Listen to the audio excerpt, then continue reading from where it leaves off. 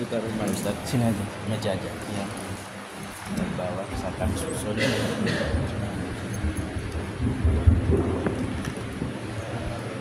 Bentar ya Ustaz. Banyak cantolan.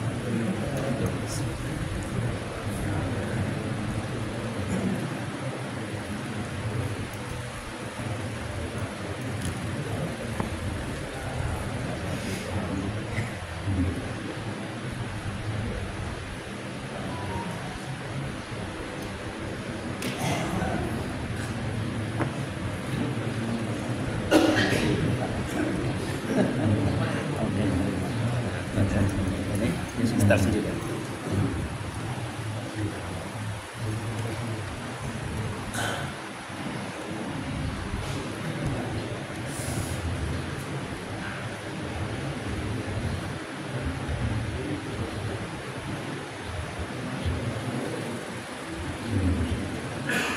Bismillahirrahmanirrahim.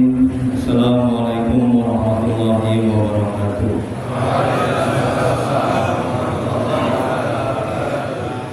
Alhamdulillahirabbil alamin, hadi nasta'in ala umuri dunya waddin.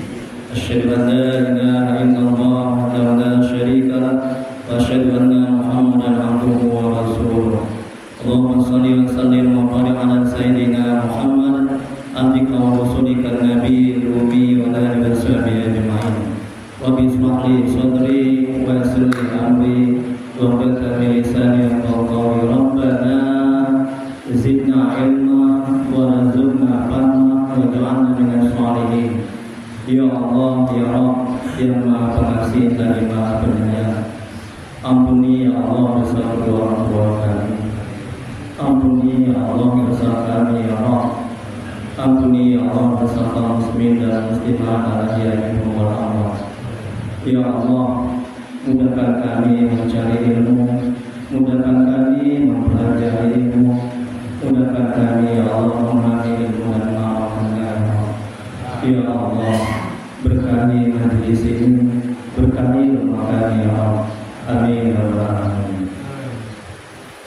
Mari kita mulai kajian pada pagi hari ini, kajian manajemen hati, manajemen kolbu, kitab Al-Hikam karangan Syekh Al-Imam Ibnu Athaillah As-Sakandari. Semoga Allah merahmati dan memberikannya. Amin ya rabbal alamin. Membacakan kitab. Adapun pahalanya kita hadirkan kepada Nabi Muhammad SAW kepada sahabat-sahabatnya, kemudian kepada tabi'in, untuk Syekh Al-Imam Ibnu Athaillah As-Sakandari, untuk guru-guru kita, guru orang tua kita, dan kaum muslimin dan muslimat pada umumnya. Al-Fatihah. A'udzu billahi minasy syaithanir rajim. Bismillahirrahmanirrahim. Alhamdulillahi rabbil alamin. Ar-Rahmanir Rahim. Maliki yaumiddin. Iyyaka na'budu wa iyyaka nasta'in. Ihdinas siratal mustaqim. Siratal ladzina an'amta 'alaihim ghairil maghdubi 'alaihim waladdallin. Amin. Ilaihi anta maqsudi wa ridhaka mahbubi. Allah, Engkau yang kami tuju, ridhomu yang kami cari. Amin ya rabbal alamin. Yang saya hormati dan dimuliakan adalah Allah, pengurus atau ketua BKM Darussalam, dan yang saya hormati dan dimuliakan oleh Allah, pengurus atau ketua FKSNM, dan yang saya hormati dan dimuliakan oleh Allah, Bapak Kepala Desa, dan Bapak Ibu dan Allah Subhanahu wa taala sekalian. Amin ya rabbal alamin. Baik, sudah dapat semuanya Bapak Ibu materinya? Ada yang belum ya? Masya Allah, tabarakallah. Ya. Jadi saya mohon maaf karena nggak begitu banyak untuk kopinya. Saya biasa ngasih kajian subuh, kitab Al-Hikam manajemen kolbu. Saya kasih materi seperti ini. Karena ilmu itu mesti ditulis, kalau nggak lupa. Nah, jadi bagi yang tidak dapat, saya minta maaf. Ya, insya Allah nanti ke depannya saya bisa fotokopi lebih banyak lagi. Ya. Ini kajian Al-Hikam, kitab Al-Hikam. Al-Hikam itu hikmah-hikmah yang manajemen hati, manajemen kalbu. Karangan Syekh Imam Ibnu Athaillah As-Sakandari, semoga Allah merahmati. Jadi ini kitab yang paling bagus, kitab yang paling baik, kitab yang paling tinggi, ya. Induknya kitab tentang hati. Induknya kitab tentang bagaimana kita supaya dekat kepada Allah. Bagaimana supaya kita bisa mengenal Allah. Jadi kitab ini sangat bagus, sangat baik, ya, untuk membersihkan hati dari penyakit-penyakit hati dan bagaimana supaya kita bisa dekat dan mengenal Allah. Ini kitab Al-Hikam. Ya. Baik, majelis taklim manajemen hati. Jadi saya ada buat pengajian di rumah, namanya majelis taklim manajemen hati. Itu setiap hari Ahad, ba'da maghrib. Ya, kalau ada kesempatan silakan datang. Ya, kita Al-Hikam juga seperti ini. Di samping itu juga saya ngisi pengajian-pengajian di masjid-masjid ba'da subuh. Nah, kita Al-Hikam juga. Ya. Di antaranya masjid Jalan Karya, Masjid Al-Fajar. Itu ba'da subuh rutin. Ya, kemudian masjid di Komplek Bumi Asri, Masjid Muhajirin, Kota Medan. Saya tinggal di Medan. Jadi silakan Bapak Ibu yang punya waktu yang luang juga silakan datang, ya. Kajian manajemen kalbu, manajemen hati, kitab Al-Hikam. Ustadz Triwidya Sandika SSM BUM, dosen tetap UIN, dosen terbaik 2009. Jadi kalau kita terampil menata hati kita akan menjadi yang terbaik. Kalau hati kita bersih, kita akan menjadi yang terbaik.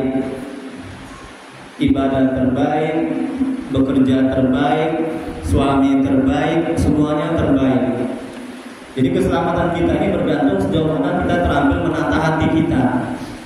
Kalau kita terampil menata hati kita akan selamat dunia akhirat, selamat dari penyakit-penyakit hati, iri, dengki, takabur, sombong, dendam. Dan kita akan bisa khusyuk dalam beramal ibadah. Itu bergantung kepada hati. Kemudian berikutnya Santri Al-Amin Madura, mengajar Al-Quran, tasawuf, kitab Al-Hikam, tauhid, fikih, ruqyah, ya, muhasabah dan bahasa Inggris. Saya juga berdakwah di media sosial seperti Facebook, Instagram. Ini YouTube saya juga bisa dibuka, ya. YouTube Triwidya Sandika Official. Nah, ini nomor telepon juga.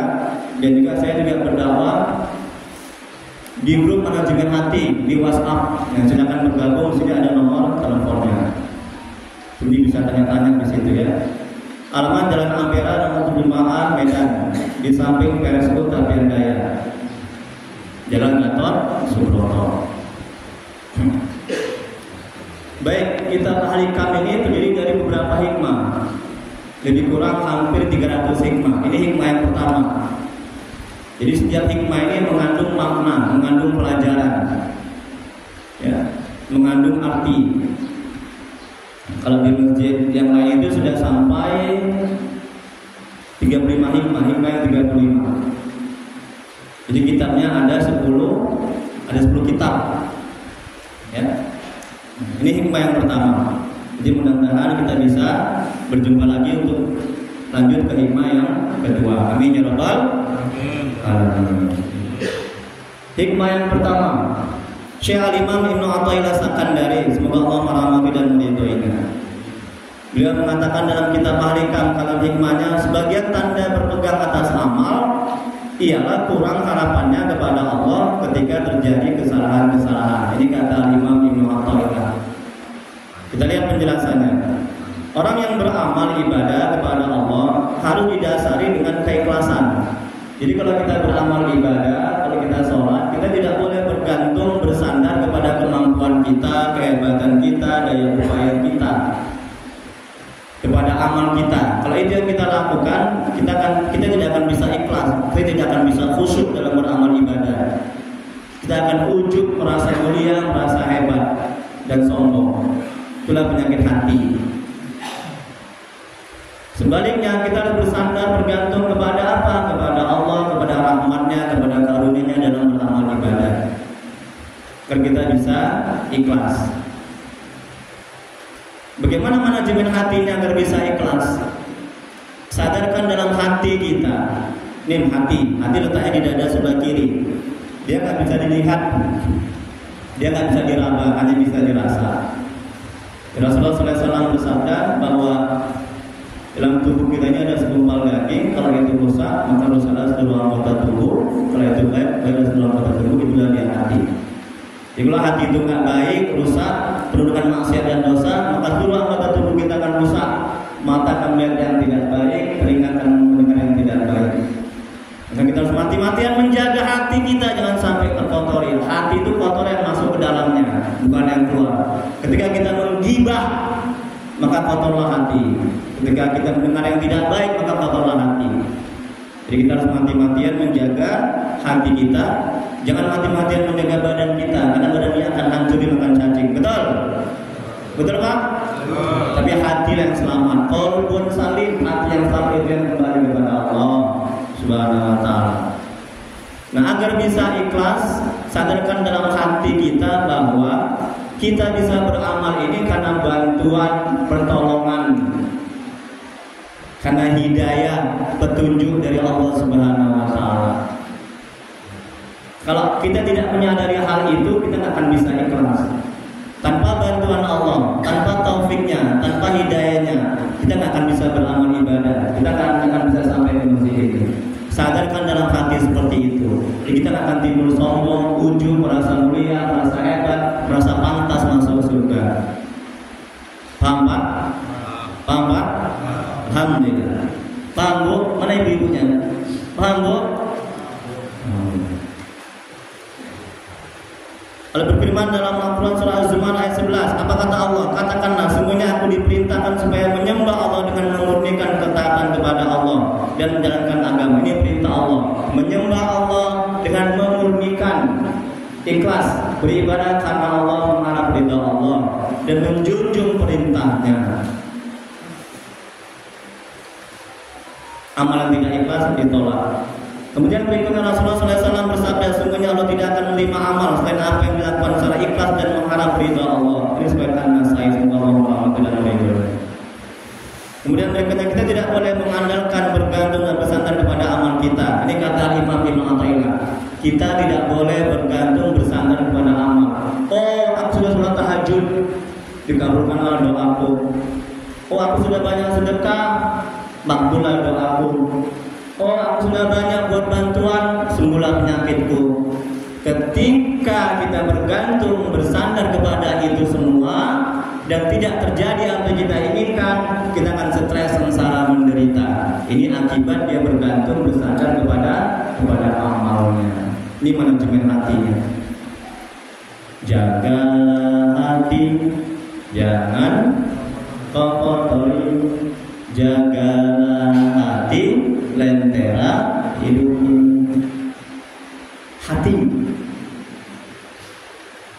senang lihat orang susah, susah lihat orang senang. Tetangga beri kulkas, dia yang kedinginan. Tetangga naik pangkat, dia yang opname. Tetangga gonta-ganti mobil, dia yang uring-uringan. Nah, ini hatinya ya. Hatinya busuk. Nauzubillah, bagi kita dijauhkan dari hati yang busuk. Kemudian berikutnya kata Imam Ibnu Athaillah, Allah berfirman dalam Al-Quran surah Al-Hujurat ayat 17. Apa kata Allah? Mereka merasa berjasa kepadamu dengan keislaman mereka. Katakanlah, janganlah kamu merasa berjasa kepadaku dengan keislamanmu. Sebenarnya Allah yang melimpahkan nikmat kepadamu dengan menunjukkan kamu kepada keimanan, jika kamu orang yang benar. Allah yang melimpahkan karunia, rahmatnya hidayahnya, taufiknya, bantuannya, sehingga kita bisa beramal, bisa bersedekah. Sadarkan dalam hati seperti itu. Kalau enggak, amal ibadah kita ditolak, rusak amal ibadah kita. Berapa banyak orang yang beramal ibadah bukan semakin dekat, tapi semakin jauh dari Allah. Karena apa? Karena dia tidak terampil menata hatinya. Ada teman saya yang saya ruqyah, dia diganggu setan jin, yang disantet.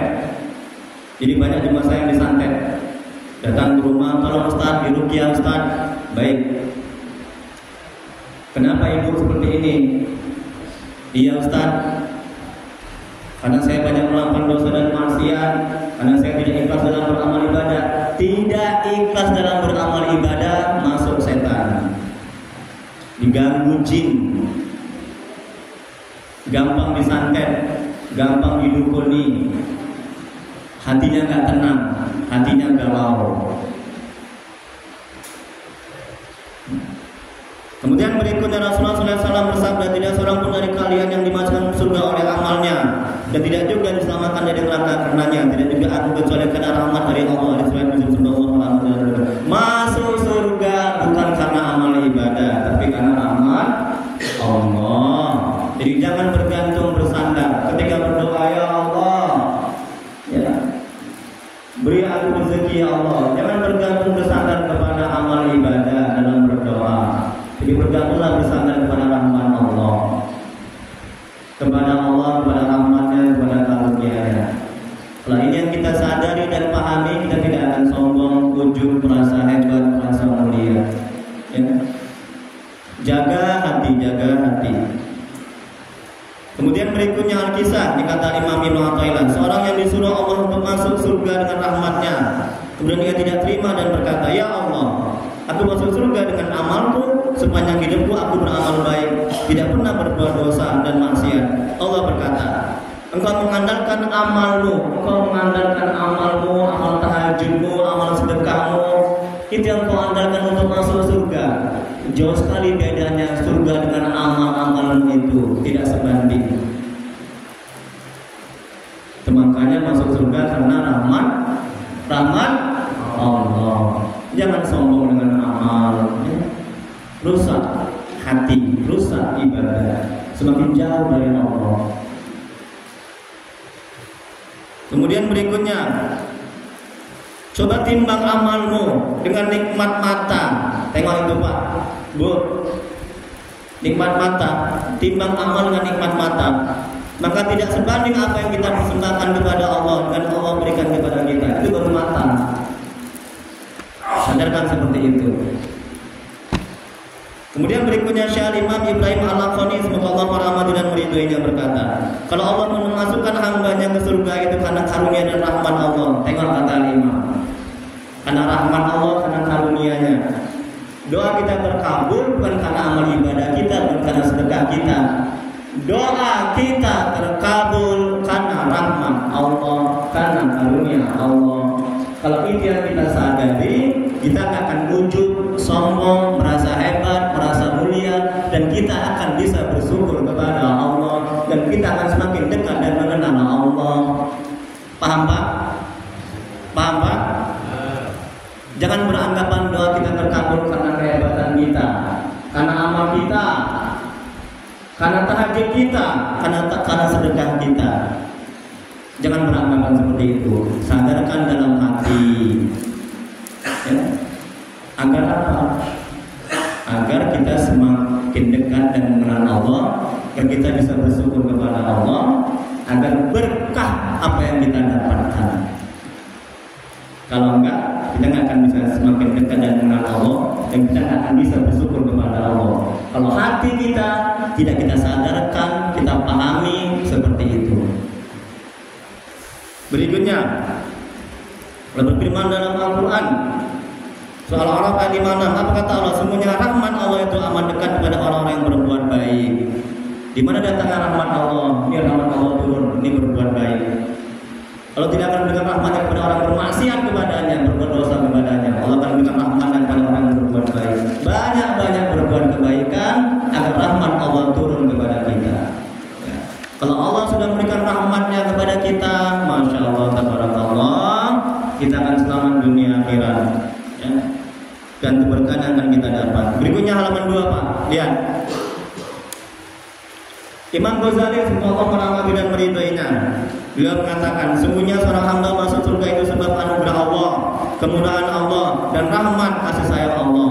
Hanya saja rahmat Allah Ta'ala itu hanya sampai kepada hamba bila ia telah bersiap diri untuknya dan ia layak untuk menjadi tempat bagi rahmat Allah itu. Rahmat Allah berikan ke dalam hati yang bersih, ke dalam hati yang mentauhidkan Allah, dalam hati yang dekat dan mengenal Allah, ke dalam hati yang tidak bermaksiat kepada Allah, ke dalam hati yang tidak ada penyakit-penyakit hati seperti ini, dengki, takabur dan sombong. Rahmat Allah akan memberikan rahmatnya ke dalam hati yang seperti itu. Ini kata Imam Ghazali. Kemudian berikutnya, hal demikian itu hanya terwujud dengan melaksanakan perintah-perintah Allah dan menjauhi semua larangannya, terus menerus berada dalam berbagai ketaatan, mendekati Allah dan ikhlas dalam beramal. Kemudian berikutnya kata Imam Ibnu Athaillah, begitu juga dalam hal berdoa. Ini kata Imam Ibnu Athaillah, tolong Pak, jemaah saya banyak yang stres, banyak yang menderita, ada yang mau bunuh diri, nauzubillah min dzalik. Doanya nggak dikabulkan, putus asa, bersangka kepada Allah, nauzubillah. Ini karena dia nggak terampil menata hatinya, karena dia tidak belajar manajemen hati. Apa kata Imam? Coba lihat itu Pak, halaman 2. Begitu juga dalam hal berdoa, tidak boleh mengandalkan doa, karena doa akulah maka Allah mengabulkan. Tidak boleh. Ya. Tetapi jadikan doa itu untuk menjunjung perintah Allah, menampakkan bahwa kita ini lemah ketika berdoa. Ya, jangan orientasi kita terwujudnya apa yang kita inginkan. Misalnya kita punya hutang, ini manajemen hatinya, agar kita tidak stres secara menderita ketika doa kita belum terkabul. Ini penting, karena banyak orang stres secara menderita, banyak orang berhenti ibadah, karena doanya tidak dikabulkan oleh Allah dan doanya belum terkabul. Ketika berdoa, tolong perhatikan, ini penting, ya. Jangan jadikan doa kita itu untuk terwujudnya apa yang kita inginkan. Kalau kita lunas hutang, jangan di benak kita ini lunas hutang. Ketika hutang kita belum lunas, kita akan berhenti beramal ibadah. Alhamdulillah, kita akan berusaha kepada Allah. Tapi jadikan doa kita ini, apa kata Imam, untuk menjunjung perintah Allah. Karena Allah berfirman dalam Al-Quran, A'udzubillahi minasyaitonir rajim, ud'uni astajib lakum, doalah, mintalah maka akan aku kabulkan. Itu perintah Allah, menjunjung perintah Allah. Kemudian yang kedua, menampakkan bahwa kita ini lemah, kita ini fakir, berhajat kepada Allah. Sadar kita ini lemah, kita ini fakir, berhajat kepada Allah. Kemudian berikutnya, dan butuh kepada Allah. Jadi ketika doa kita belum terkabul, kita nggak akan stres. Dan ketika doa kita terkabul, kita nggak akan jumawa, merasa hebat, merasa mulia. Oh, ini karena doaku, ini karena kehebatanku, ini karena tahajudku. Kita tidak akan demikian. Kita akan bisa bersyukur kepada Allah. Kita akan semakin dekat dan mengenal Allah. Kita akan semakin tawadu, rendah hati. Kemudian berikutnya, Allah berfirman dalam Al-Quran surah Al-Ghafir ayat 60, apa kata Allah? Berdoalah kepadaku, niscaya akan aku perkenankan padamu. Ud'uni astajib lakum. Kemudian berikutnya, Syekh Imam Abdul Hasan As-Sazili, ini gurunya Syekh Imam Ibnu Athaillah Sakandari. Gurunya Syekh Imam Ibnu Athaillah Sakandari, Syekh Abdul Abbas Al-Mursi. Gurunya Syekh Abdul Abbas Al-Mursi adalah Syekh Imam Abdul Hasan As-Sazili. Semoga Allah merahmati dan meridai mereka. Tarekannya tarekat Saziliyah. Apa yang dikatakan Al-Imam Abdul Hasan As-Sazili, janganlah menjadi tujuan dari doamu itu untuk tercapainya hajat kebutuhanmu. Jika itu yang engkau lakukan, engkau akan semakin jauh dari Allah, stres, sengsara dan menderita. Tetapi lihat Pak, apa kata Imam Abdul Hasan As-Sazili? Lihat, tetapi jadikan doamu itu untuk bermunajat kepada Allah, untuk menunjukkan kerendahan, ketawaduan. Kita ini lemah, Allah yang maha kuat. Kita ini nggak bisa apa-apa tanpa bantuan Allah, tanpa pertolongan Allah. Udah. Kemudian kata al-Imam, kehambaan, menunjukkan kehambaan kita. Kita ini hamba, Allah Tuhan kita. Udah. Kemudian berhajat dan menunaikan kewajiban kepada Allah, menunaikan hak-hak ketuhanan. Apa hak Allah? Hak Allah disembah, hak Allah dimuliakan, hak Allah diagungkan. Masya Allah. Kalau ini yang kita lakukan, ketika doa kita belum terkabul, kita akan bisa bersabar, kita akan berusaha kepada Allah, kita akan semakin dekat dan mengenal Allah, dan terbantu akal pikiran kita untuk mencari solusi-solusi yang lainnya. Itu manajemen hatinya. Paham Pak? Paham Pak? Alhamdulillah. Paham Bu? Alhamdulillah. Berikutnya, terakhir ya, ketergantungan kepada suatu amal berarti bersandar pada amal dan mengandalkan amal. Untuk meraih keridhaan Allah, seorang muslim diwajibkan dengan amal, dan dalam waktu yang sama ia tidak boleh bergantung berharap bersandar kepada amalnya, kepada nafsu, perbuatan, daya dan kekuatannya. Nah ini Pak, untuk meraih keridhaan Allah dalam beramal, kata Imam Ibnu Athaillah, tidak boleh bergantung bersandar kepada amal, kepada daya upaya kita, kekuatan kita, kepada nafsu kita. Tapi bergantunglah kepada Allah, kepada rahmatnya, kepada karunia-Nya, agar Allah ridho. Yang kita cari keridhaan Allah dalam beramal ibadah. Apapun amal ibadah kita, yang kita cari adalah keridhaan Allah. Kalau Allah sudah ridho, apa yang kita inginkan, apa yang kita butuhkan, Allah akan kasih. Tapi kalau Allah sudah nggak ridho, jangan harap Allah akan memberikan apa yang kita inginkan, apa yang kita butuhkan. Kemudian berikutnya, yang mana sekarang Pak? Dia hanya boleh bergantung, ini kata Imam Ibnu Athaillah. Dia hanya boleh bergantung, berharap dan bersandar kepada Allah, kepada rahmat karunia. Tengok kata Imam, kepada pertolongan, petunjuk dan pemberian Allah. Hal ini dimaksudkan agar ia dapat sampai kepada keridhaan Allah, keikhlasan, bisa dekat kepada Allah dan mengenal Allah. Ini Pak, Bu, agar dapat keridhaan Allah, agar bisa ikhlas dalam beramal, jangan bergantung bersandar kepada amal, kepada kekuatan, kepada kemampuan, kepada sedekah, kepada akal pikiran. Tapi bergantunglah bersandar kepada Allah, kepada rahmatnya. Kita akan bisa ikhlas dalam beramal. Jangan merasa sudah beramal. Kalau kita merasa sudah beramal, kita butuh pujian, butuh sanjungan, butuh dibalas. Ini manajemen hatinya. Kemudian berikutnya, betapapun seorang hamba telah melaksanakan suatu amal, ia tidak dapat menunaikan hak Allah dan tidak dapat melakukan kewajiban untuk mensyukuri nikmat-nikmat Allah. Lalu berfirman dalam Al-Quran Surah Al-Abasa ayat 23, apa kata Allah? Sekali-sekali tidak, manusia itu belum melakukan apa yang diperintahkan Allah kepadanya. Tengok, sekali-kali tidak, manusia itu belum melakukan apa yang diperintahkan oleh Allah kepadanya. Masih jauh dari kesempurnaan amal ibadah kita ini. Banyak cacatnya, banyak maksiatnya, banyak dosanya. Jadi jangan bergantung beramal, jangan bergantung kepada amal kita. Kemudian berikutnya, bila seorang hamba paham dan sadar bahwa ia bisa beramal ibadah karena atas izin Allah, Allah yang menghendakinya dalam beramal, yang menggerakkan hatinya dia bisa beramal, memberikan kekuatan, kemampuan kepadanya, dia tidak akan bergantung bersandar dan berharap kepada amalnya. Dia akan bisa ikhlas dalam beramal dan tidak menginginkan surga dan dijauhkan dari api neraka dalam menjalankan ibadah. Tengok di kata 5. Kemudian berikutnya, la haula wala quwata illa billahil aliyil azim. Artinya, tiada daya dan upaya kecuali dengan kekuatan Allah yang Maha Tinggi dan Maha Agung. Kita bisa beramal ibadah karena bantuan dan pertolongan dari Allah, petunjuk dari Allah. Yang terakhir, halaman 3. Lihat Pak, Imam Nawawi Al-Bantani, semoga Allah merahmati dan meridhoinya. Beliau mengatakan tidak ada yang menghalangi dari maksiat pada Allah, melainkan dengan pertolongan Allah. Tidak ada pula kekuatan untuk melakukan ketaatan pada Allah selain dengan pertolongan Allah. Semuanya bantuan Allah, semuanya pertolongan Allah. Sadarkan dalam hati seperti itu.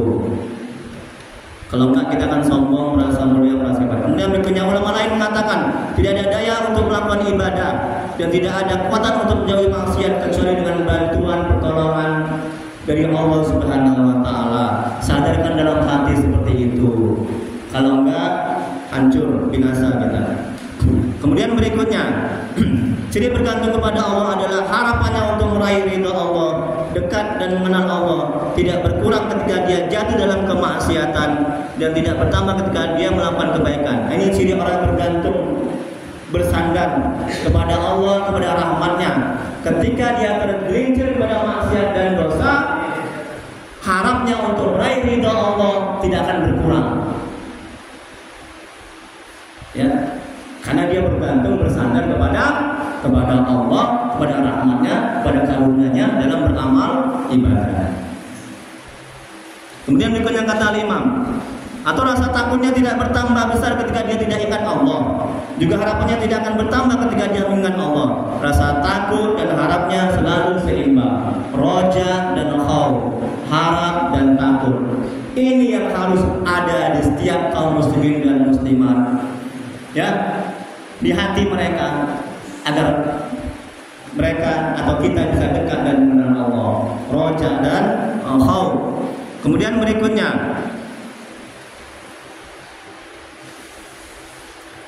apabila kita melakukan suatu dosa atau ketinggalan satu wirid yang rutin, kemudian kita merasa jauh dari rahmat Allah atau kasih sayang Allah, ini menunjukkan kita berpegang dan bergantung kepada suatu amal.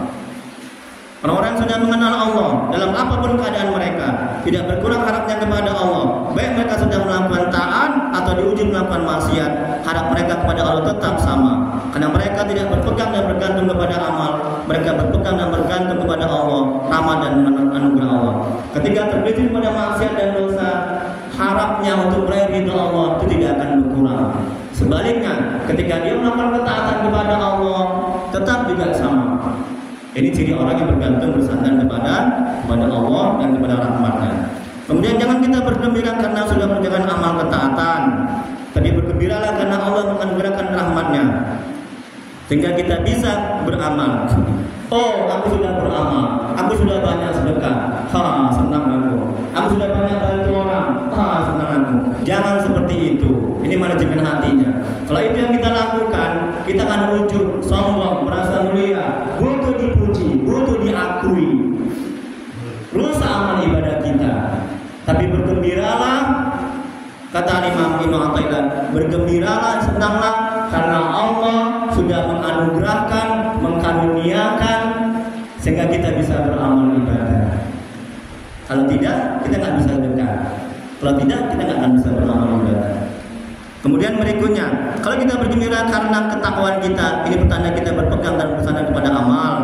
Bila kita berpegang kepada Allah, rahmat Allah, apapun keadaan kita akan selalu dekat kepada Allah. Berfirman dalam Al-Quran Surat Yunus ayat 58. Apa kata Allah? Katakanlah, ini dalilnya, hanya karena merasakan karunia rahmat Allah lah kamu boleh bergembira. Tengok kata Allah.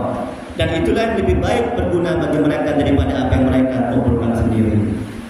Jaga hati, jangan dikotori. Jaga hati, jangan dirusak. Kalau hati udah rusak, menderita, tidak selamat dunia akhirat. Kalau badan yang rusak, hati baik bisa selamat. Betul? Tapi kalau sudah hati yang rusak, innalillahi wa inna ilaihi raji'un. Nauzubillah min dzalik. Jaga hati. Yang terakhir, bergantung kepada Allah menyebabkan bersih dari penyakit hati, hatinya tenang dan tentram karena tidak merisaukan nasibnya. Dia telah merasa cukup dengan apa yang telah ditakdirkan oleh Allah Subhanahu wa taala. Kedua, lenyap rasa seorang dalam penghambaan terhadap sesama manusia.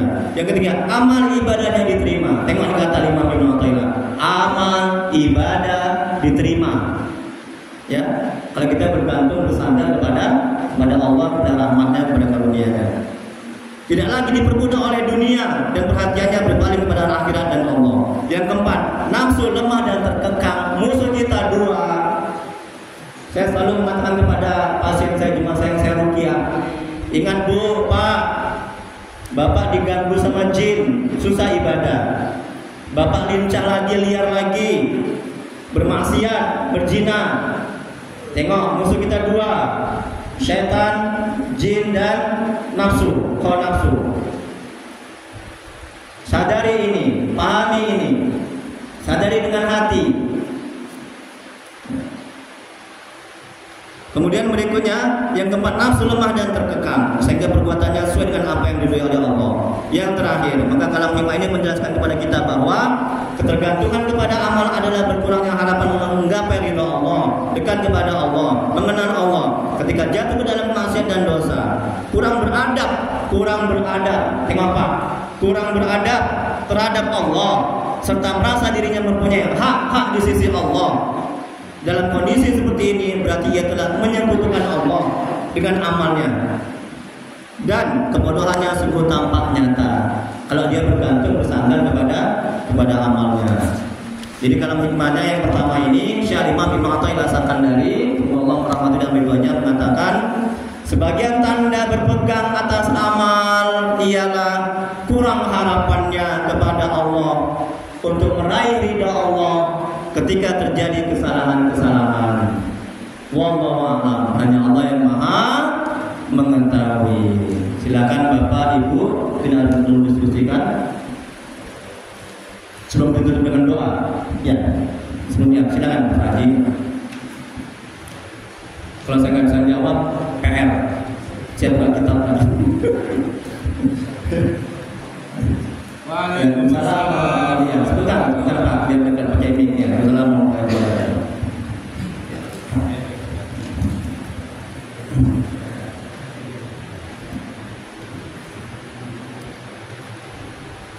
Assalamualaikum warahmatullahi wabarakatuh. Sebelumnya perkenalkan saya dari Masjid Al-Ghaz di Sukidatas Desa Priok.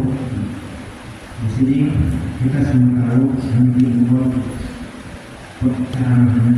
satu sebelum kami mengisi itu pada pintu kepada begitu juga kita berdoa pasti ada tahapan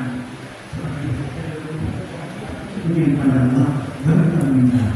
Nah, pertanyaan saya, ada berapa tahapatkah sebelum kita sampai? Kalau yang di dalam, ada berapa tahapatkah yang harus kita lalui untuk membuka pintu paling tersebut? Terima kasih. Wassalamualaikum warahmatullahi wabarakatuh. Masya Allah, tabarakallah. Terima kasih Pak Haji. Semoga Allah merahmati dan meridhai. Semoga Allah membalas kebaikan Pak Haji ya. Amin ya rabbal alamin. Jazakallahu khairan katsiran. Ustaz, ada berapa tahap untuk membuka pintu hati? Hati ini terhijab, terdinding oleh maksiat dan dosa. Kalau kita buat maksiat dan dosa, dosa itu menempel di hati.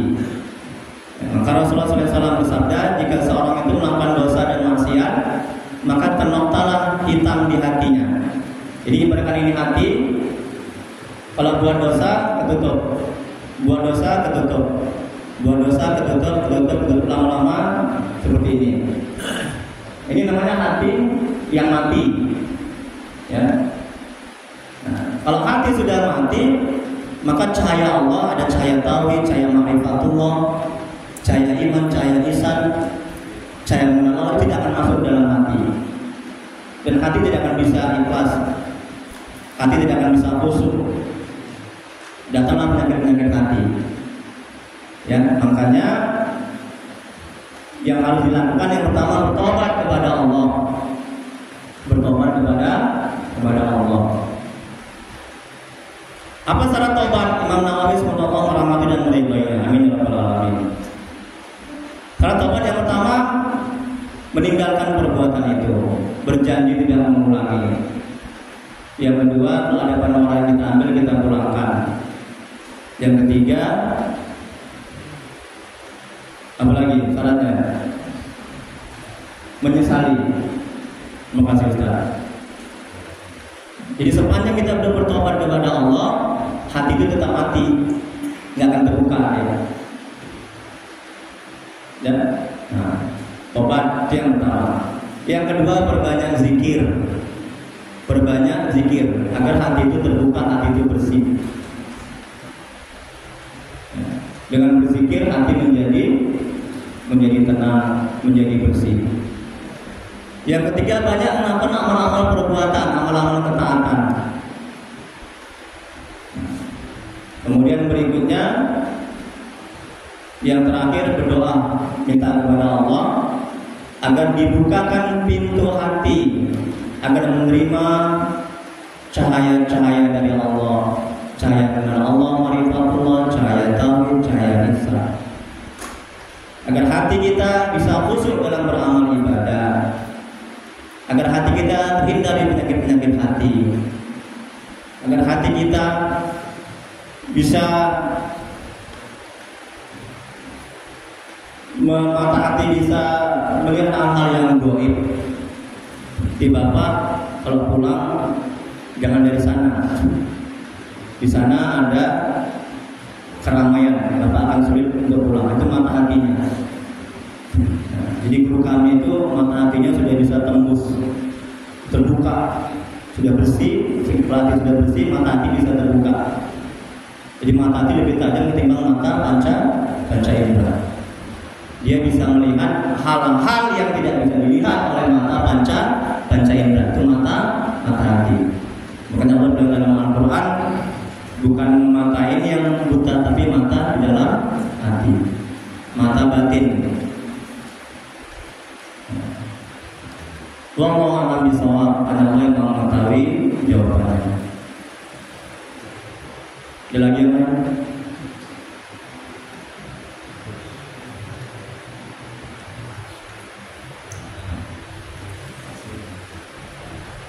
Belum ada doa. Ya, silakan Pak Haji. Insyaallah. Pakai mic Pak Haji.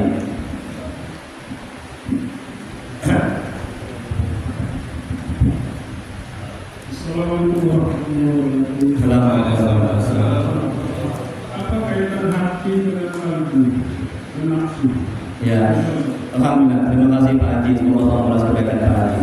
Assalamualaikum warahmatullahi wabarakatuh. Kan enak kan? Ada bertanya, didoakan. Jangan boleh mendoakan orang. Ya Pak ya. Kalau kita mendoakan orang, malaikat mendoakan kita. Pak, oh Pak. Kalau malaikat mendoakan kita, kira-kira dikabulkan nggak? Dikabulkan nggak Pak?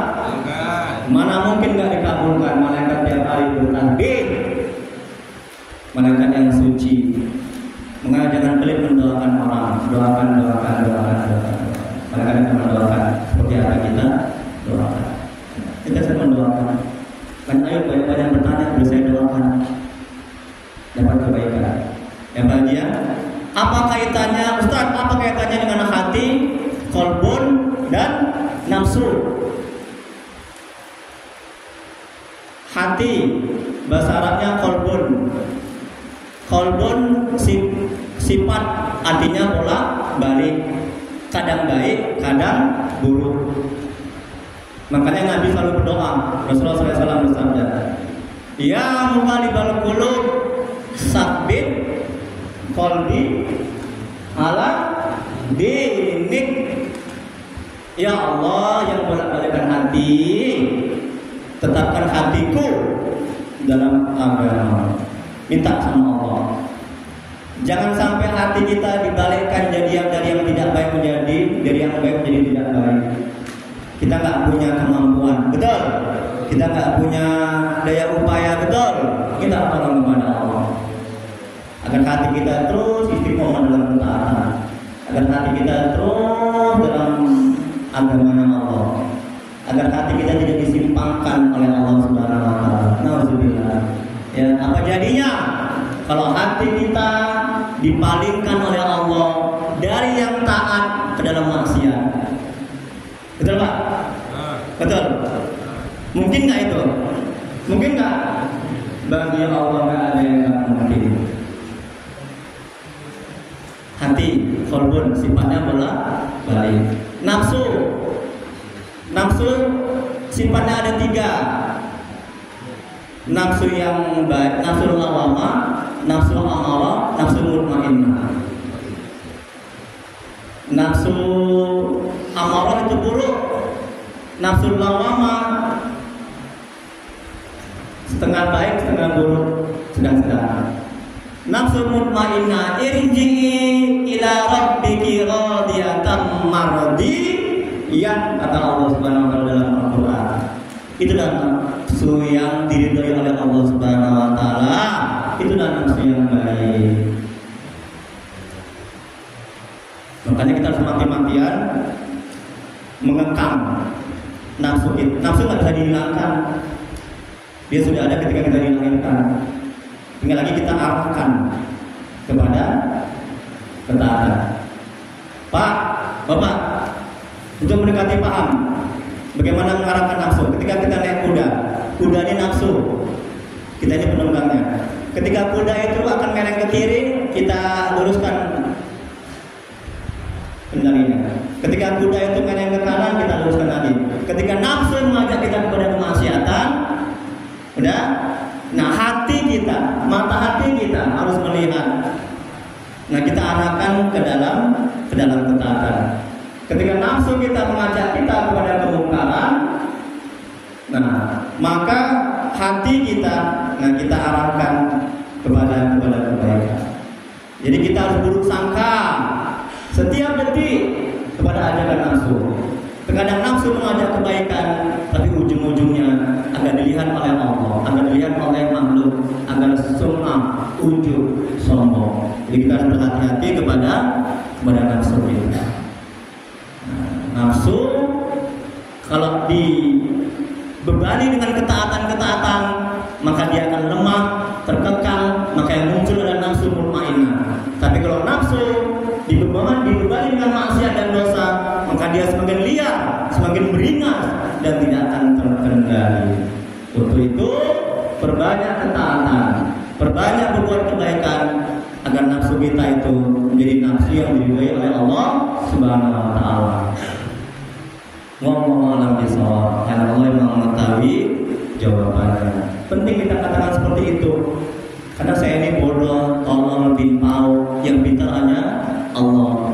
Dengan terjaga hati kita ini, jangan sampai ada merasa di hati kita merasa mulia, merasa hebat, oh tahu banyak ilmu, oh ini kitab yang tinggi, kitab yang bagus. Ya, jadi hati kita waduh, rendah hati, enggak merasa mulia. Hanya Allah yang maha pintar. Allah bisa. Berikutnya ada lagi.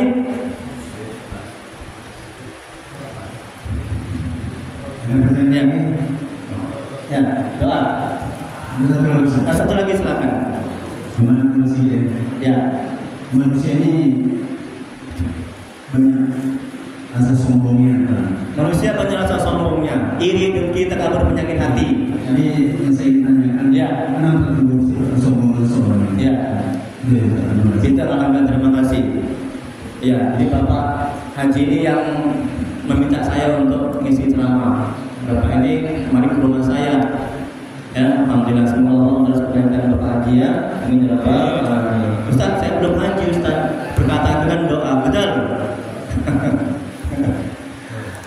Ustaz, kenapa timbul sombong sama diri seseorang? Yang pertama, karena dia tidak terampil menata hatinya. Itu yang pertama. Makanya lagi kembali ke manajemen hati, manajemen kalbu. Kalau hatinya merasa, menyadari bahwa dia bisa berbuat karena kehendak Allah, bantuan Allah, pertolongan Allah, kalau gerakan hatinya, ya, karena Allah berikan hidayah, petunjuk, dia tidak akan sombong. Itu yang pertama, karena dia tidak terampil menata hatinya. Yang kedua, karena dia berbuat maksiat dan dosa. Kalau orang berbuat maksiat dan dosa, Pak, tolong pahami ini Pak. Kalau orang berbuat maksiat dan dosa, maka timbullah penyakit-penyakit hati dalam hatinya, iri, dengki, takabur, dendam, susah memaafkan orang, dijauhi maksiat dan dosa. Ketika tergelincir kepada maksiat dan dosa, langsung istighfar, mengampun kepada Allah.